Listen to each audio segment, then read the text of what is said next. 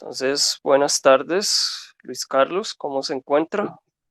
Muy bien, gracias. Placer tenerlo por aquí, hermano. Muchas gracias por aceptar la invitación. Brevemente, pues, eh, mencionar a los que no lo conocen, pues que usted estudió artes plásticas en la Nacional, Correcto. eh, hizo un máster en historia del arte islámico en la Universidad Americana del Cairo. Pues ha tenido dos novelas muy buenas, Vagabunda Bogotá y El Gusano.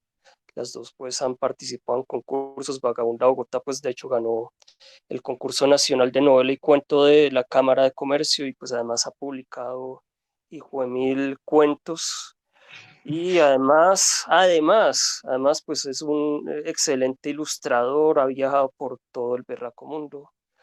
Pues, ¿qué no ha hecho este hombre? Em, no me he casado. Mejor, no. Eh, para comenzar, quisiera preguntarle, Luis Carlos, ¿usted cómo llegó a la ciencia ficción? Pues de la parte, digamos, de las artes plásticas o desde la literatura, desde las dos, ¿cómo fue su llegada a la ciencia ficción? Am, yo creo que fue con la literatura. Los primeros libros que leí de ciencia ficción, el primer acercamiento que tuve a la ciencia ficción tal vez al principio fue el cine, como tal vez era la forma más rápida de llegar, como ver Terminator y Matrix y todas estas películas. Yo creo que fue el primer acercamiento, pero luego me interesé mucho en la literatura. Y lo primero que intenté hacer con literatura, de hecho, digamos, viendo primero libros de Wells, creo que lo primero que leí fue La Guerra de los Mundos, ese fue el primer libro de ciencia ficción que leí, y luego Contacto de Carl Sagan también. Y por ahí más o menos fue que comencé a interesarme muchísimo por ese tipo de cosas. Y de hecho, tal vez puedo contar una historia que nunca he contado en ninguna entrevista, y es que el primer acercamiento que tuve a intentar escribir ciencia ficción fue a través de la religión, porque yo era como algo así como un cristiano, como evangélico o algo así, cuando tenía como 15 o 16 años, y me gustaba muchísimo el tema del apocalipsis con lo de la marca del diablo, que las personas solo pueden comprar y vender si tienen la marca el 666 en el brazo o en la cabeza. Y creo que esa idea me comenzó a dar muchas vueltas, y por ahí comencé a meterme un poco con la ciencia ficción cuando tenía como esa edad, como los 16 17 años. Pues eso que nos cuenta es muy interesante y pues tal vez hay mucho de esa parte apocalíptica, ya sea en El Gusano, por ejemplo, Ujú, o en el cuento este de la antología de los caminantes, de los ujú. que se convierten en zombies de pronto, se me ocurre. Y pues también yo pensaría que, por ejemplo, en sus dibujos hay mucho en sus ilustraciones también hay buena parte de temática apocalíptica, incluso pues también religiosa, como esos, no sé cómo llamarlos, eh, Sí, grandes gigantes que se pasean por las ciudades. ajá. Sí, es cierto, sí. Creo que era un tema muy espectacular en esa época, y es extraño porque ahora obviamente no soy nada religioso, pero sí, definitivamente es gracias al tema religioso que entré en la ciencia ficción, lo cual sí es bastante extraño. Am, pero sí, lo religioso se mantiene en mi trabajo, las ideas del fin del mundo o de Dios. Ay, perdón, después ya. Sí, entonces es como una mezcla un poco extraña. Digamos, la iconografía religiosa también de alguna forma lo inspiró inicialmente, también pues en ese aspecto, por ejemplo, su maestría, hasta donde recuerdo, pues fue en arte islámico Sí, y pues me imagino que ahí trabajó mucho de la parte de arte religioso, sin duda, ¿no? correcto. Pues, de Sí, la, total. Es cierto, sí, tengo o sea, a pesar de ser ateo, tengo como un gran sentido de lo espiritual o de interés en la historia de las religiones, de las ideas religiosas, de la teología. Esas ideas me llaman mucho la atención, aunque también me gusta mucho la ciencia, y tal vez la mezcla de las dos cosas también me parece fascinante. Y, y sí, sí, mi trabajo en historia de arqueología y de arquitectura está relacionado mucho con la relación entre las personas y Dios. Um, sí, sí, sí, sí, totalmente. En ese aspecto, pues también, por ejemplo, no sé, en el gusano sobre todo, pues yo noté mucho como que esa entidad del gusano, pues que usted la ilustra muy bacano, me encantan sus ilustraciones, nuevamente le digo, pues es como una fusión de múltiples personalidades, de múltiples individuos, de múltiples seres. Para usted, digamos, eh, la idea de Dios es como un organismo fusionado. Sí, hay como creo que las ideas que tenía en el gusano tenían mucho que ver con la idea de la trascendencia del individuo, como pensar que los individuos somos seres muy limitados, que no somos capaces de tener acceso a la objetividad, sino que todo lo podemos ver solo a través de la subjetividad. Y también, por ejemplo, nuestra forma de entender a los otros está demasiado limitada por nuestra individualidad. Entonces el gusano es justamente eso, como el Dios posible, es la unión de todas las mentes, de todas las personas. Y digamos, por supuesto no creo en Dios, pero se me ocurre que algo semejante a Dios o a un semidios sería una fusión de todas las mentes. O digamos, pienso siempre doy este ejemplo del Internet como una especie de cerebro, como si todos los computadores y todas las mentes juntas fuéramos neuronas de un gran cerebro colectivo, y ese es un tema que han estudiado algunos neurólogos en relación al Internet, como si esto fuera eventualmente a ser una gran inteligencia global, pero que todavía no ha cohesionado totalmente como una inteligencia, pero que posiblemente sea como una especie de semidios o un protodios. Entonces, como que la forma de sacar la idea de Dios fue a través de la tecnología o de la posibilidad de unir todas las mentes a través de Internet o de redes neuronales o algo así, en el mundo Algo, un poco más algo tipo fantástico. Lane, qué sé yo, ¿no? Sí, sí, sí, sí, exacto. Y, Exacto, y como en Lane ellos hay como esta idea de la posibilidad de que las personas puedan estar conectadas a Internet a través de, un, de las ondas Schumann, creo, que son como estas ondas de radio que producen los rayos de 8 Hz, y que las mentes pueden estar conectadas a Internet sin necesidad de dispositivos. Esa idea me parece fantástica también. y ahora que menciona Internet, pues me hizo acordar de un cuento suyo, no recuerdo, no sé si lo ha publicado en Próxima o alguna otra parte, pero que lo leímos en un taller que teníamos que se llamaba Matriosis, no sé si se recuerda de Ajá, ese sí, sí, taller. sí. Un cuento que se llamaba Modem, que pues era también como de dos super entidades o super seres que eran capaces como de conectarse con múltiples mentalidades en todo el mundo.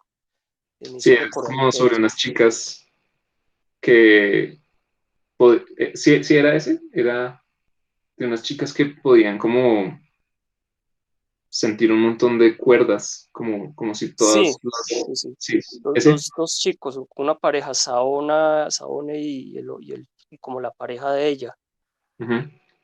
Y Ese ellas cuento me encanta. perciben el mundo como si fueran un montón de cuerdas que son las intenciones de la gente o las acciones de las personas, y ellas pueden hacer nudos con esas cuerdas y cambiar influenciar a las personas a través de la mente. Sí, sí, sí, sí. Ese tema me encanta. El Internet y la mente y el control mental también me encanta. Muy, muy como a lo Philip K. Dick de pronto, no sé. ¿Mm? Sí, sí, sí, sí, sí, total. Dick me encanta, y además Dick también tiene nociones religiosas. De hecho, Ujú. uno de los libros que más me influenció para escribir El Gusano fue Valis. aunque tal vez no se nota tanto, pero el Wallis tiene un montón de ideas religiosas y sobre el gnosticismo cristiano que me parecieron fantásticas y tal vez tomé un poco de inspiración de ahí para el gusano. Y otra cosa, pues, sí, digamos, que me llama la atención de la portada del, del gusano, que aquí la voy a mostrar. Okay. A mí me recuerda eh, pues muchísimo, por ejemplo, al de Dune, a los gusanos de Dune, a los Ujú. Shai-Hulud, que pues además tienen como su carácter divino dentro de la cultura de Fremen, los, de los, ¿cómo es que se llaman? De de los los Fremen. personajes de los nómadas del desierto. No recuerdo el nombre en este momento. ¿No Sí, son los Fremen? ¿perdón? Los Fremen. Exactamente, sí, de los Sí, Fremen, gracias. sí, sí. Sí, sí. No Sí, sé, aunque tienen un carácter distinto, ¿no? Pero sí es, pero creo que es en Dios emperador de Duna que el humano llega a fusionarse con el gusano y se sí, convierte como en este Dios emperador. sí, Pero sí, exactamente. es totalmente esa idea del poshumanismo, ¿no? Del humano perfeccionado, del humano perfecto que puede entenderlo todo, saberlo todo, o que tiene poderes más allá de lo humano. Digamos, ahora hablando un poco de su parte artística, de sus ilustraciones, que son fantásticas también, que han aparecido en portadas, por ahí estaba mirando que, por ejemplo, en Próxima han aparecido ilustraciones suyas en Clark's World, Sí, en distintas revistas. Incluso supongo que este logo de Matriosis es también hecho por usted, sí, ese lo creo hice. yo. Usted lo hizo, sí, tiene su estilo. Sí. En cuanto pues a su arte, quería preguntarle, eh, Luis Carlos, pues usted, digamos, cuáles han sido sus influencias, qué le ha llamado la atención, qué le gusta en el arte Ok, plástico. ok. Am, bueno, yo comencé, cuando comencé a dibujar y a pintar, estaba muy inspirado, muy como, sí, estaba como muy impactado un poco por las pinturas del periodo barroco del arte occidental, como de Caravaggio, por ejemplo, es uno de mis pintores favoritos. Y después, cuando estuve en la Escuela de Artes Plásticas, en parte, digamos, también como que me interesaba muchísimo el arte erótico, lo cual, digamos, tal vez no se refleja mucho en la pintura de ahorita, pero el arte, por ejemplo, de Luis Caballero y de Jenny Saville me parecía una cosa así muy impresionante. Pero luego comencé a, digamos, en artes plásticas, siento que lo que sucedió fue que mm, como que entendí como lo que yo antes pintaba en óleo con lienzos, como que finalmente lo que yo estaba haciendo en esa época no era muy original, sino que era muy como copias de pintores surrealistas y de otros pintores que me gustaban mucho y no estaba haciendo nada nuevo. Y siento que las artes plásticas hoy como que se ha desplazado mucho el interés por la pintura hacia otras cosas, como al arte contemporáneo y y siento que también en las artes plásticas de museo y de galería como que la imaginación y, y las cosas de la ciencia ficción, como que ese no es el campo de estas cosas, entonces como que me retiré de ese mundo de los museos y de las galerías, me fui más hacia el arte conceptual, el concept art, las ilustraciones, porque comencé a ver que ahí como que las personas se permitían tener toda la imaginación que quisieran, eh, y utilizando realismo, pero también hablando, por ejemplo, de naves espaciales, me comenzó a gustar muchísimo eso. Tal vez la influencia, una de las influencias más definitivas para mí fue Simon Stalenhag, que es un pintor, creo que él es finlandés, no estoy totalmente seguro, no, o noruego. Tengo acá un libro de él. Uy, Él es, sí, genial, muéstrenos. este es, no, ¿sí se alcanza a ver? Sí, sí se alcanza a ver. Este es Electric State de Simon Stalenhag. Él es un ilustrador que hace sus propios libros. O sea, esto no es como un trabajo hecho para un juego o algo así, aunque muchas veces eh, lo ha hecho, pero este es como su estilo. Entonces es como pinturas de paisajes con robots o con máquinas enormes y personitas muy chiquiticas y como ambientes un poco como lúgubres, tal vez. Como que me gusta mucho la paleta de color porque es una paleta muy, como casi pobre, una paleta de tonos muy tenues y pocos contrastes.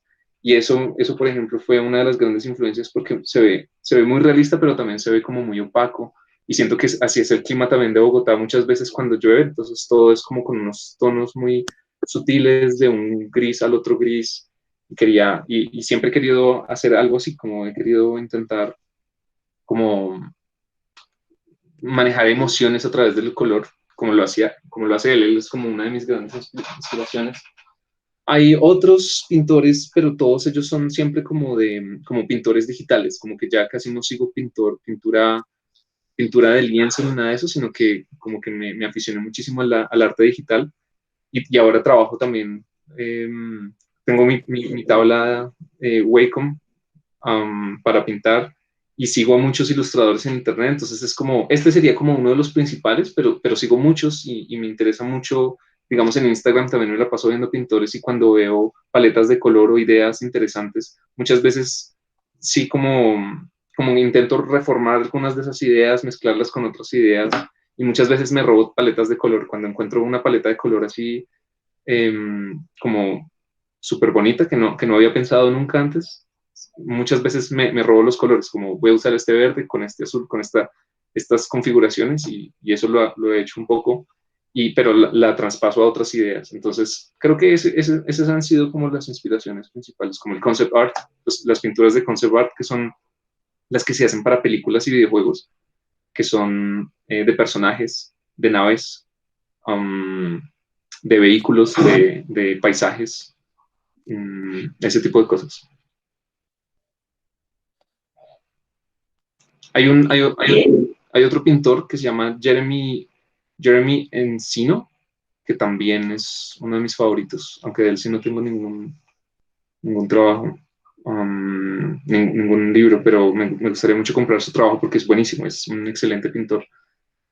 Sí, A mí, yo no sé por qué algunas ilustraciones suyas pues sobre todo el gusano me recordaron un poco a Remedios Varo, no sé, y tal vez también eh, a Rousseau, no sé, como medio naive, a mí Russo no me sé. gusta mucho.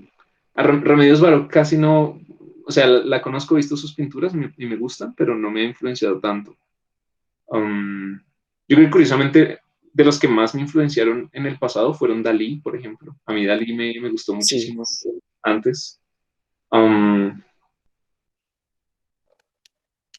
¿Quién más? A mí me gusta mucho Bacon, el pintor. Um, a mí Frida me gusta. Los surrealistas en general me gustan muchísimo. Me gusta mucho Giger, Giger, sí, el que diseñó Alien. alguien, claro. Sus pinturas me encantan también, sus diseños, todo lo que hace Giger me gusta muchísimo. ¿Qué más?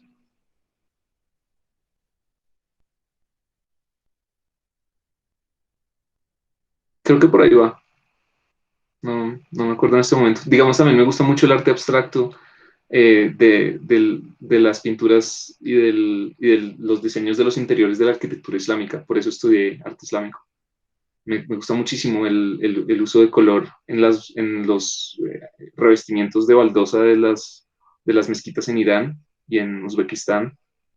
Um, eso me ha influenciado un poco, aunque de una forma muy distinta, tal vez solo en las paletas de color. Eso me gusta mucho.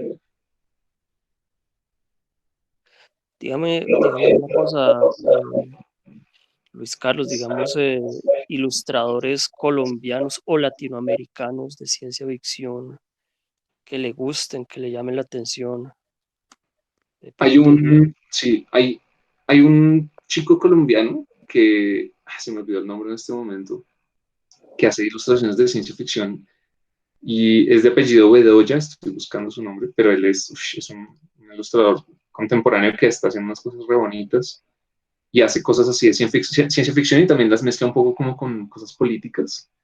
Eso me ha gustado mucho. Y también, espérate, busco el nombre. Um, se me olvidó. Alejandro Bedoya. Alejandro Bedoya, ok. ¿Sí lo has visto? ¿Has visto su trabajo? No, no, no, toca, Okay. toca buscarlo. Bueno, él es un teso, él es muy, muy bueno. Y hay otro que es las personas que ilustran Robotrópico, no sé si has visto, ellos son como dos personas, un ilustrador están haciendo como un cómic de ciencia ficción que sucede como en el Amazonas. No es que me hayan influenciado, pero sí los admiro mucho porque han intentado mezclar la cultura colombiana con la ciencia ficción también, especialmente como con la cultura de la selva, y eso me ha gustado mucho. Mm. Hay otra persona que también me gusta mucho su trabajo, que es Douglas de la Hoz. Él es también un ilustrador de pintura digital. Yo trabajé con él, somos compañeros nosotros estábamos trabajando juntos en una película, los dos estábamos haciendo fondos para una película que va a salir tal vez el próximo año, que es una película de ciencia ficción animada, ilustrada. Nosotros hacíamos los fondos y su trabajo también es buenísimo, me gusta mucho. Douglas. En ese aspecto muy, muy interesante eso que se está contando, entonces ya se va a meter al mundo del cine, al mundo de la animación, otro nuevo lenguaje, ¿sí? Que, pues, me imagino concatenará ya con la literatura, con sus ilustraciones digitales. ¿Qué otros proyectos tiene en este momento Luis Carlos? ¿Qué más viene? Bueno, entonces, yo he estado hace mucho, es que el problema es el tiempo, siempre, porque toca trabajar y eso le quita a uno todo el tiempo para hacer los proyectos que uno quiere hacer.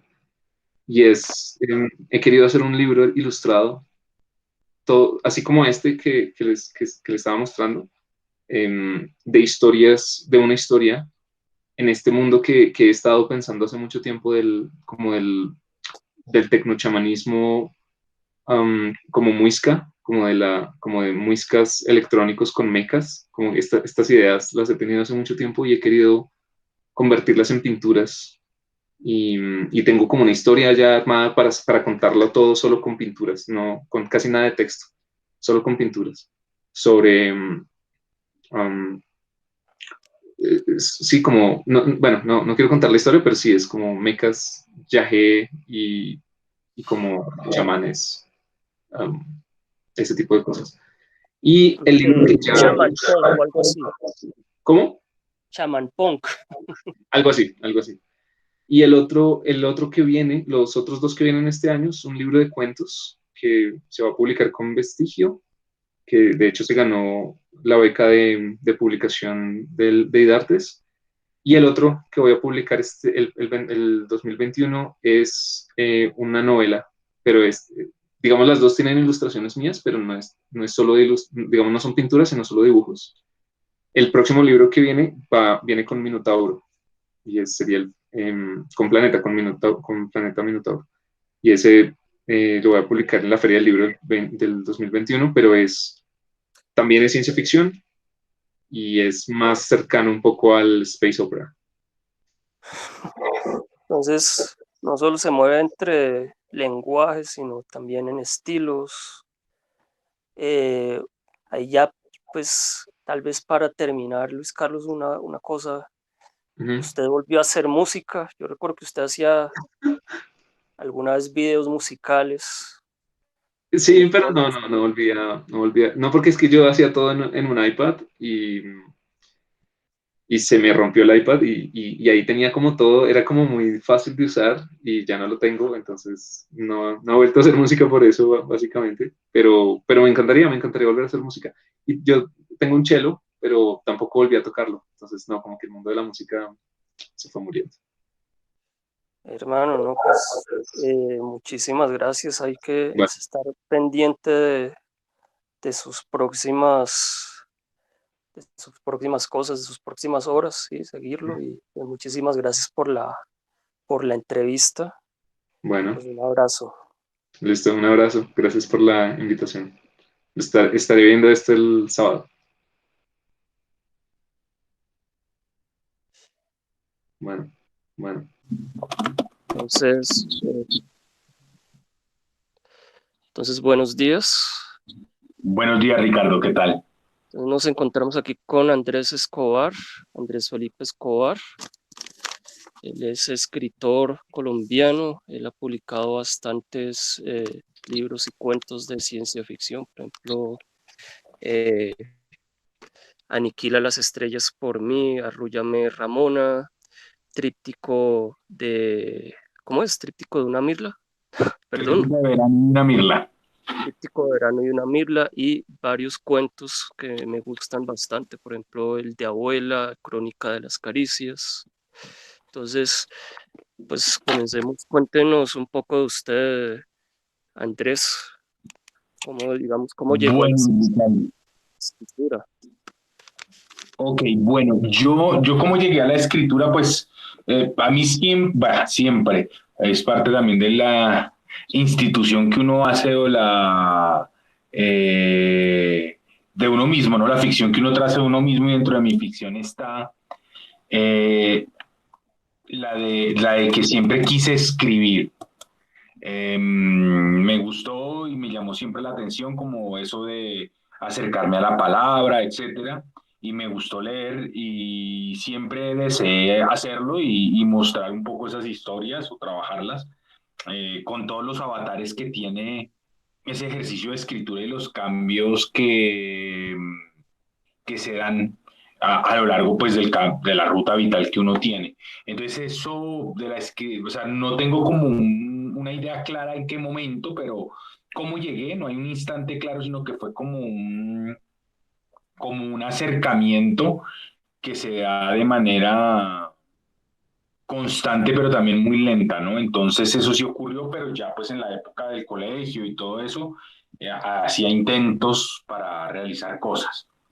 Ya con lo que usted me pregunta con respecto a la ciencia ficción, a mí lo que me pasa es que yo no, sí he leído textos de ciencia ficción, pero no soy un especialista en la materia, no me considero tal. Tampoco a la hora de escribir es que me planteo, uy, voy a escribir algo de ciencia ficción. De hecho, yo creo que ha sido más bien un arribo que se ha dado en virtud de que yo no soy lo que yo escribo como que no termina siendo aceptado por otros nichos, sin querer decir que es que lo mío sea súper aceptado de ciencia ficción. Tampoco sé qué es aceptación. Cuando hablo de aceptación, yo lo digo es que publiquen y lo que yo he trabajado pues me lo han publicado con mayor apertura en revistas de ciencia ficción, pero no es que yo haya querido escribir o que yo me plantee sentarme y decir, uy, voy a escribir ahora un cuento de ciencia ficción. De hecho, ni siquiera me planteo escribir un cuento. A secas me planteo escribir y de hecho ya ni siquiera me planteo escribir, sino que lo hago sin tener nada claro qué es lo que estoy haciendo y quizá por lo mismo escribo para tratar de esclarecer algo de eso. Entonces eso fue lo que me pasó, no es que haya sido un asiduo lector de cómics, no, por ejemplo, me parece interesantísimo, pero la verdad preferí o me encontré más con textos canónicos, digámoslos así, y también con muchos elementos que ahora se pueden, o sea, escriben a la ciencia ficción, pero que antes eran considerados literatura entre comillas seria. No porque no me parezca seria, sino porque creo que también esa distinción es un poco artificiosa y también me parece que ha sido muy útil para los cultores de la ciencia ficción para precisamente establecer su nicho y hacer sus departamentos académicos y todo eso. No sé si hay en realidad una clara distinción o tajante, creo que no, creo que en la literatura no existen esas clasificaciones tajantes. Entonces, Ricardo, pues básicamente es eso, yo escribo y ese acercamiento fue como se lo referí de manera un poco vaga y mi llegada a la ciencia ficción es así. Claro, hay un gusto por algunos escritores, pero no soy pues un freak o un tipo que solo se dedique a leer ciencia ficción. La verdad me interesa mucho más una película como Apocalipsis Now, por ejemplo, que qué sé yo, que por ejemplo la del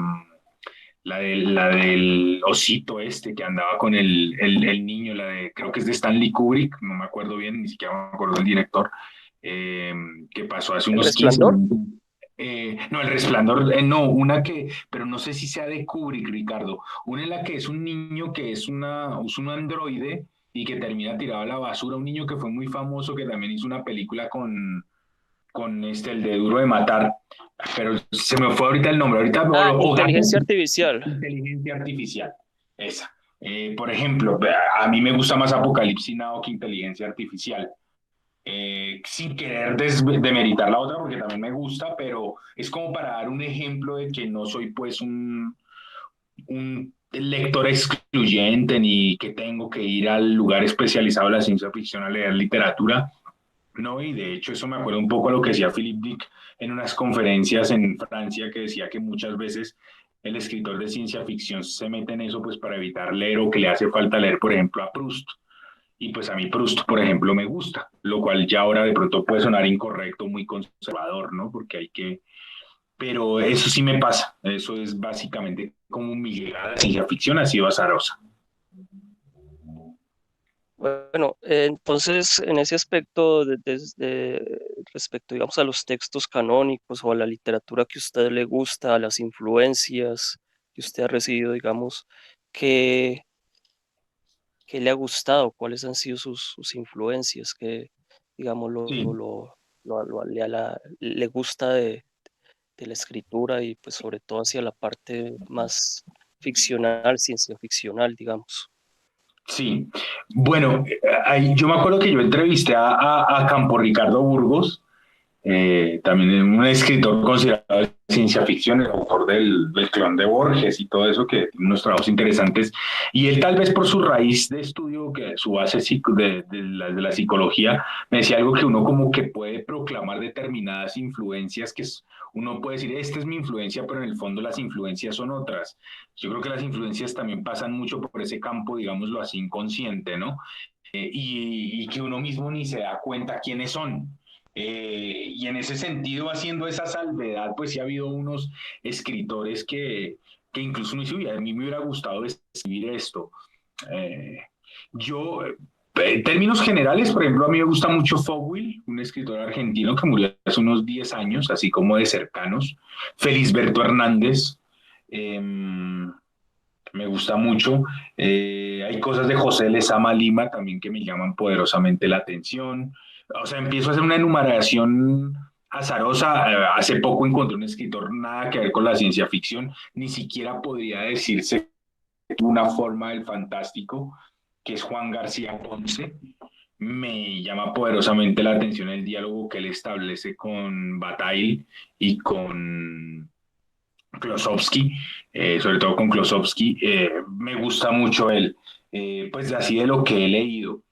Claro, había otros escritores. Bueno, Philip Dick fue un escritor que sí me impactó mucho y me gustó mucho precisamente porque no terminaba en esos juegos repentistas de la ciencia ficción que son muy ingeniosos, pero a mí el solo ingenio no me alcanza a colmar sin querer decir que esté bien o mal.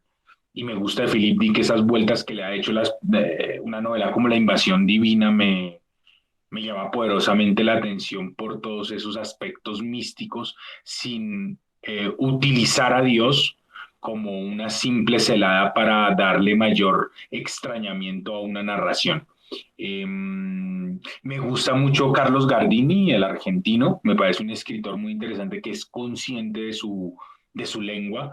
Eh, Tariq Carson también tiene cosas muy interesantes, el uruguayo, Elvio Gandolfo, René Rebetes me parece un escritor que también es consciente de la lengua misma y él trata de hacer intervenciones incluso dentro de lo que es la tradición literaria. Él tiene una antología de ciencia ficción que comienza con un capítulo del libro de Isaías de la Biblia, lo cual ya trastoca toda la noción de ciencia ficción, ¿no? Y eso me gusta mucho, me parece que es un escritor en ese sentido continuador de la tradición, no diría borgiana, pero sí de una tradición de lecturas y escrituras críticas en las cuales se quiere siempre, se entiende que con cada acto de escritura se está trastornando una tradición literaria concreta o una tradición literaria. Y eso me gusta Macedonio Fernández, Tomás Berhardt, es una enumeración muy azarosa, José Eustacio Rivera, eh, sería una enumeración muy azarosa, la verdad. Pues hay escritores que en ese sentido me parecen inquietantes. Me interesa mucho Osvaldo Lamborghini, me parece un escritor que también me inquieta, pero también hay cosas de Sergio Pitol que me llaman mucho la atención dentro de cómo es esa preparación de una escritura. Eh, uf, hay muchísimos, la verdad es, no sé quién sea mi influencia y gustos muchísimos. Yo podría hablar de gustos más bien, Ricardo. Que si es que quizá la influencia mía yo no me haya dado cuenta sea Paulo Coelho, ¿no?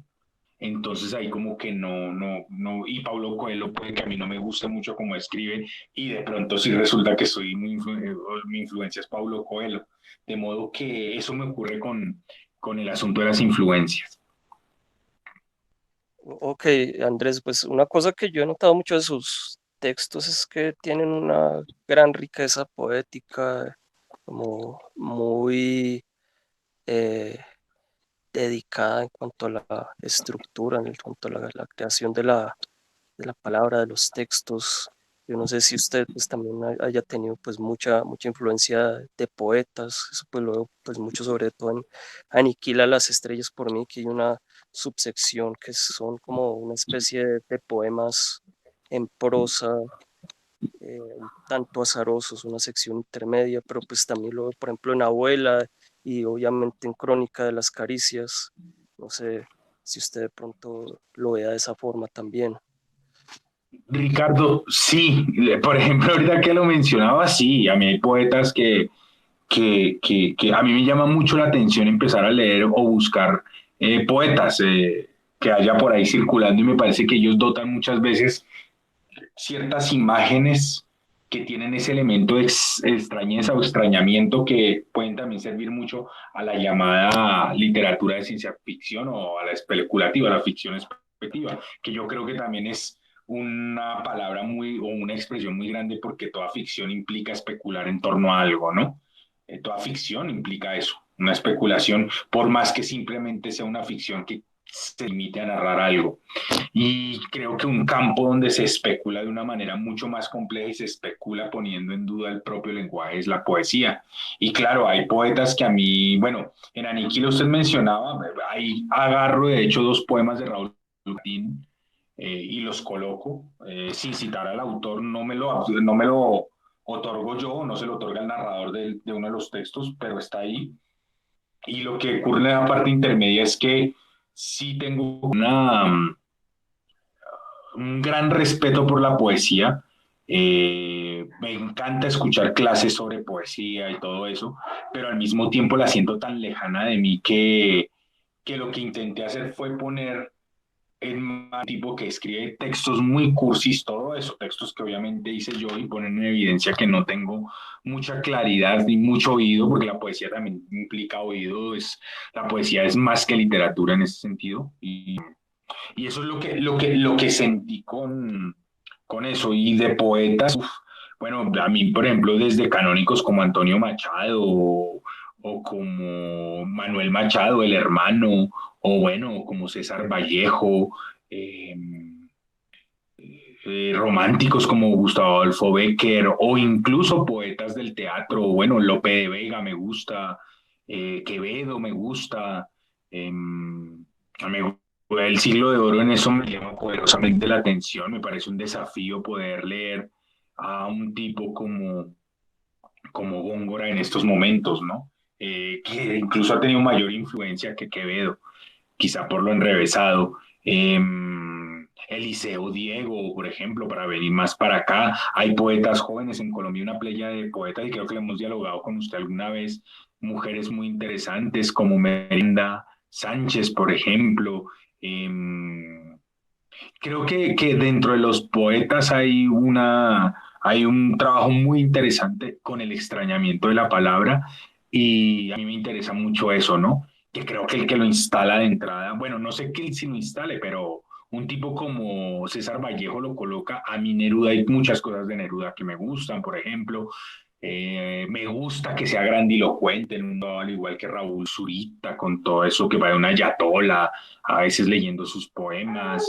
Eh, También están otros poetas que son más racionales, si se le puede decir la palabra, un Enrique Lin, por ejemplo, también de Chile, o qué sé yo, hay muchísimos, ¿no? El mismo Rubén Darío, que también él, fíjese que tiene algo muy interesante en su modernismo, y es ese cruce entre la poesía o entre el poema y el relato, ¿no? Que se puede ver en muchos de sus trabajos y en los hallazgos que él tuvo.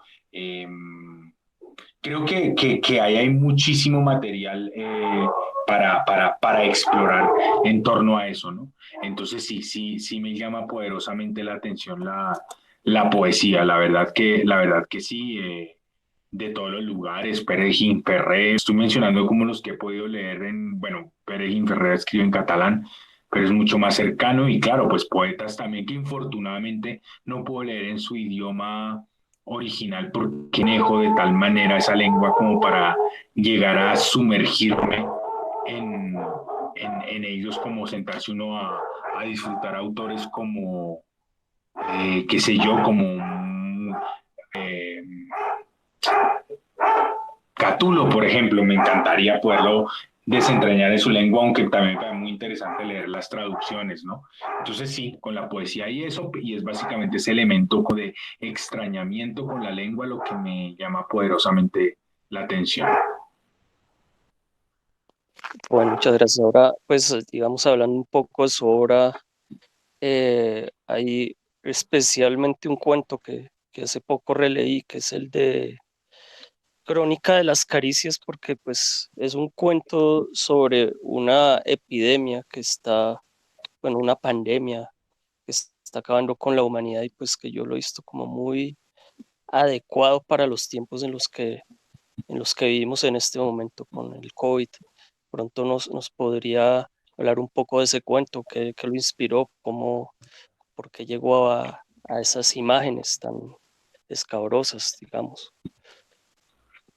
Sí, Ricardo, pues yo siempre he tenido como una obsesión con lo de las pandemias. De hecho, yo algo que nunca terminé era un texto y que espero algún día terminarlo, aunque no sé hasta qué punto ahorita sea tan redundante, aunque bueno, la literatura siempre es redundante. Eh, Sobre la peste del cerdo, desde ese momento la que ocurrió la H1N1, yo en ese momento estaba en Buenos Aires y tuve que vivir el encierro en un inquilinato, estaba pasando por unas situaciones personales particulares y difíciles en ese momento para mí, y de ahí me surgió todo esto y de pensar una peste en una ciudad así, y que se cruzó también porque a mí me despertó mucho ese hambre de pensar las pestes, fue Antonin Artaud con el teatro y la peste. O sea, tampoco fue una llegada desde la ciencia ficción o desde lo que ahora llaman distópico o apocalíptico o estas cosas, sino que fue desde Antonin Artaud y la peste como una condición también, digámoslo así, espiritual. Eh, entonces desde ahí empecé, de hecho escribí una crónica desde la peste en Buenos Aires, que fue uno de los lugares afectados en ese momento, aunque no se compara con lo que ha ocurrido ahora. Para el Heraldo me acuerdo mucho de aquel entonces, estamos hablando del año 2008, o sea, hace 12 años ya. Eh, y después vino pues todo el tema del ébola. Y cuando vino el ébola, una vez vi en un noticiero algo que me sorprendió mucho, esos noticieros colombianos, Caracol, creo que era uno de esos por la mañana, que un señor había llegado de Guinea. Ni siquiera distinguieron entre Guinea-Bissau y Guinea-Ecuatorial. Y Bissau creo que era la que tenía el grave problema del ébola. Y que el señor llegó a Cali y que parecía que tenía ébola y que llegó a un hospital y fue muy interesante ver cómo lo que hicieron los efectivos del hospital fue agarrar a los viejitos que estaban internados en el hospital y meterlos en camiones.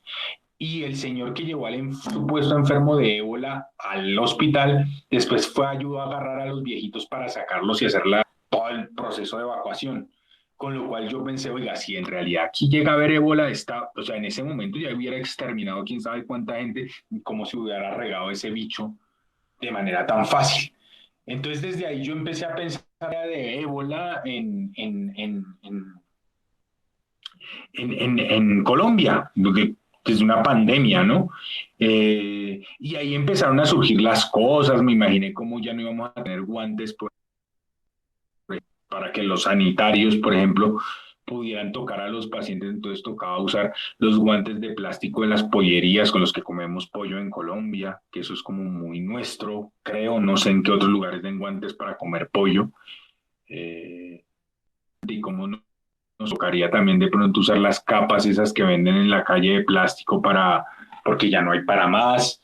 Me imaginé el Transmilenio, me imaginé todo eso y simplemente lo empecé a escribir, pero desde la matriz espiritual, que el punto final, y eso lo dice Antonin Artaud en el Teatro de la Peste, que él dice que, por ejemplo, Giovanni Boccaccio se liberó de la peste al apartarse y no estar supeditado a ese terror por la peste. Porque también está el negacionista, ¿no? El que dice, oiga, no hay peste, pero eso es un anverso del miedo y del terror, no es también estar apestado. Evitar apestarse espiritualmente es entender que hay peste, pero tomar determinados recaudos como los que tuvo Giovanni Boccaccio en su momento. Entonces, desde ahí fue que empecé a pensar un lugar totalmente apestado donde incluso los que no estén enfermos del virus estén apestados. Entonces, como que ese fue el lugar en torno al cual gravité para escribir el cuento.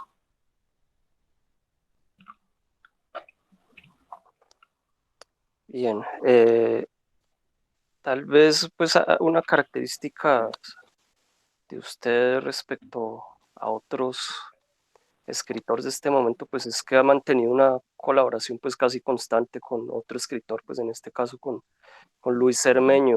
Eh, ¿Cómo se dio esa colaboración o cómo se ha dado esa colaboración? ¿Ha sido más como una especie de convergencia o de eh, consonancia o más como un complemento, complementarse uno con el otro, o ha sido pues una relación de pues de eh, como diríamos de mm, no ponerse de acuerdo cómo ha sido esa relación, mejor dicho. Sí, no, con Luis hubo siempre, creo que le ha precedido la amistad, ¿no? Eso en este caso es muy importante y que no, el trabajo con Luis ha sido muy intenso en ese sentido porque cuando nos sentamos a escribir, yo pienso que no es que nos sentemos a escribir los dos como dos escritores independientes, sino es como si surgiera una nueva criatura de escritura. No es que, ay, esta partecita la va a escribir Luis y esta yo no, nos sentamos los dos a escribir y a conversar y a trabajar en todo eso, ¿no? Entonces, creo que es algo que no se me ha podido dar ni se me dará, ni creo que me interese mucho con otras personas, al menos en una escritura de él, ¿no? Que es mucho más profundo y caótico que de pronto uno sentarse y usted, Ricardo, que pues también, usted que hace academia, a escribir un texto académico que de pronto uno sí puede decirle, bueno, usted trabaja esta parte, yo trabajo esta, y después lo vamos uniendo porque incluso no hay, ya el estilo está supuesto, el estilo entendido como la forma, la estructura, e incluso las palabras y la construcción de las oraciones, ¿no? Es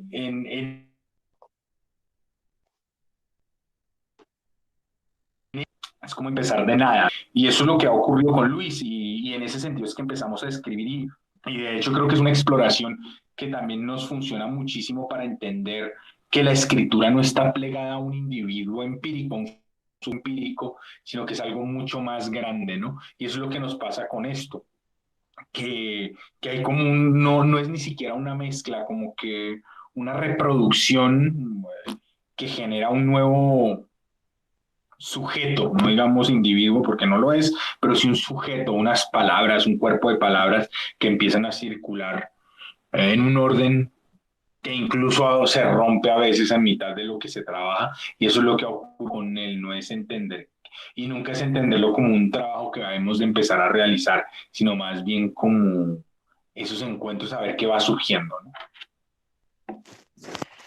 Y bueno, tal vez ahí esos encuentros, justamente surgió pues su página de Mil Inviernos, que pues ha sido una página, digamos, de gestión cultural, no solo de ciencia ficción, sino de reflexión en torno a la cultura, a las ciencias, a las artes, a la eh, literatura en general, y que ya tiene 10 años, yo creo, más o menos. Cuéntenos un poco de Mil Inviernos, cómo surgió y cuál va a ser o hacia dónde va en este momento. Bueno, Ricardo, bueno, Mil Inviernos sí surgió, yo no sé si ya sean 10 años, pero creo que sí vamos por ahí, la verdad, u 8 años creo, sí creo que son 8. Mil Invierno surgió como una necesidad de forjar un espacio en el cual pudiésemos mostrar otras manifestaciones de escritura, incluyendo las nuevas escritores. Y no solo es que de la escritura entendida como literatura, sino de su escritura y de diferentes discursos y de diferentes formas de ver el mundo, y de acercamiento a cosas que incluso ya estén establecidas o a objetos que ya estén instalados de una manera concreta. Entonces empezamos a trabajar ahí. Obviamente ha tenido una inclinación más hacia la ciencia ficción. En algunos momentos dados, Luis es un cultor también de la ciencia ficción y mucho más especialista en el asunto. Pero también hemos dado vueltas por la poesía, se publican diferentes trabajos de autores, de nosotros entrevistas, reportajes, también se ha trabajado con el ciberactivismo y todas estas cosas en un momento dado, y se han organizado incluso conferencias, charlas, en donde han estado escritores como Barragán, una vez estuvo dando una charla, Campo Ricardo estuvo dando una charla, el mismo Bastidas, que ahora pues es el gurú del académico de la ciencia ficción en la región, en Colombia. Eh, él también dio una charla, o sea, se han organizado cosas siempre desde la independencia, no tenemos ningún apoyo económico de nadie, ni editorial de nadie, no somos la gran página, ni mucho menos, pero he sobrevivido creo que por esa misma independencia y por la autogestión. Es una hazaña. Ha habido revistas muy interesantes que infortunadamente han desaparecido, como Cosmocápsula, por ejemplo. Eh, Sí. entonces, nosotros ahí nos mantenemos mal que bien. Una editorial que pensamos en este momento empezarla a nutrir más, editorial Mil Inviernos, donde se han publicado trabajos. Hemos republicado cosas que ya salieron impresas, trabajos como Tríptico de Verano. Pero también, por ejemplo, he publicado una novela muy interesante, yo creo que una novela que analiza el fenómeno del uribismo de una manera o con un acercamiento no solo valiente, sino crítico, que se llama Hambre de Casa, de un escritor barranquillero que se llama Fresco Vitola, también que se puede encontrar ahí. Entonces la idea es empezar a hacer crecer ese catálogo y encontrar otro tipo de trabajo viéndolo. Entonces vamos por ese lado, pero se ha convertido también en nuestra trinchera en el sentido de que ahí nos permite estar siempre alerta y estar trabajando y publicando cosas y buscando y todo eso con todos los ires y venires que pueden tener las épocas, ¿no? Ya son 8 años, con lo cual entrar y mirar pues todas esas fluctuaciones que ha habido, incluso hasta las modas que se han dado en estos 8 años. Entonces estamos en eso y no tenemos ningún problema en colocar canciones de grupo como Los Temerarios, o de quiera ser alguien a Trent Reznor o cosas así. Es decir, no nos cerramos ni queremos hacer tampoco de este otro espacio semejante a esas culturas que son fuertes hasta hace unos 4 años el diesel punk y todas estas derivaciones, el steampunk y todo eso que ahora parece ya difuminarse y parece que fueron muy lejanas, ¿no? Y todo eso también hemos dado cuenta de todo eso ahí, pero también queremos mirar otros aspectos que es curioso, pero mucha de esa música termina de que es popular, sea por X o Y cosa, porque estén determinados orillas estéticas o ideológicas, permanecen, ¿no? Entonces, eso es también lo que trabajamos. Por eso hay diferentes secciones, homenajes, acercamientos culturales, etcétera. bueno, Andrés Felipe. Entonces, muchas gracias por su tiempo y pues seguiremos en contacto próximamente. Claro que sí, Ricardo. Muchísimas gracias por la entrevista.